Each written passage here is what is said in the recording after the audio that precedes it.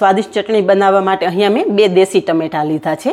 દેશી ટમેટામાં ખટાશ હોવાથી ચટણી બહુ મસ્ત તૈયાર થાય છે। તમને જો દેશી ટમેટા ના મળે ને તો તમારી પાસે જે ટમેટા હાજર હોય એનાથી આ ચટણી બનાવી શકો છો। તો ટમેટા રફલી સમારી અને મિક્સર જારમાં ઉમેરી દેશું। અહીંયા મેં 3 થી 4 સૂકા લાલ મરચાં મેં થોડીવાર પહેલાં પાણીમાં પલાળી દીધા છે, જેથી મરચાં થોડા સોફ્ટ થઈ જાય। 1 ટુકડો આદુ ઉમેરશું,